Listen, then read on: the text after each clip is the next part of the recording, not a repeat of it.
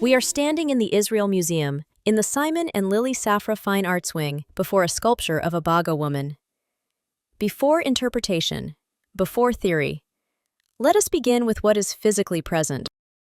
The figure stands upright, carved from African teak, and standing approximately 1 meter in height, a scale that is exceptional within West African liturgical sculpture. Scientific analysis dates the wood to the early 1950s, and stylistically the sculpture belongs firmly to Baga artistic traditions of the early to mid-20th century. The Baga were a small coastal society, fewer than 100,000 people, living among the mangrove swamps of the Guinea coast. They are best known for their Nimba headdress, one of the most powerful sculptural forms in African art, and today, Guinea's national emblem. Her expression is serene, concentrated, inward-looking. She is richly adorned, beaded bracelets encircle her wrists and ankles.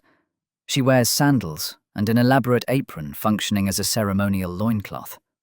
The figure rises from a modest pedestal. What immediately arrests the eye is her hairdo.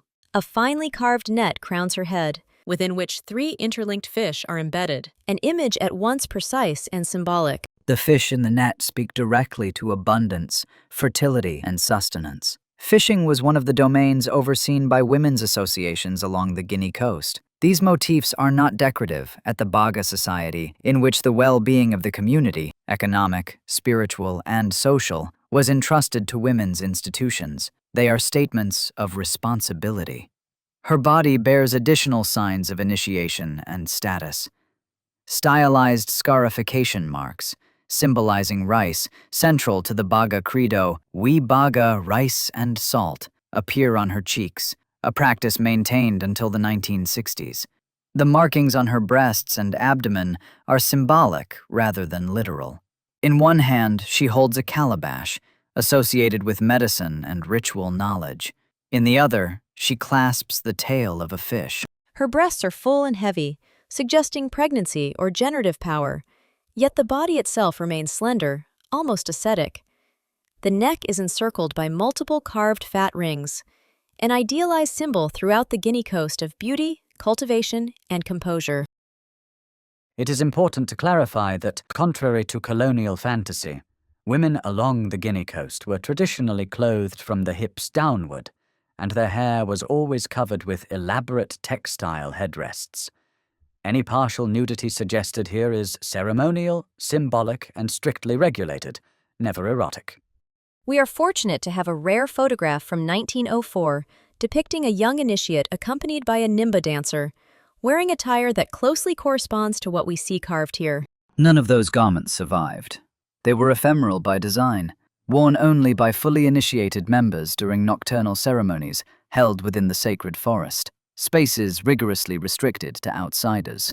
This is not the first time the museum has exhibited this figure. It was shown previously in Nimba, Baga Art and the Great Mother, an exhibition that foregrounded female authority within Baga visual culture. Seen again today, the sculpture asserts itself less as an icon and more as a social being.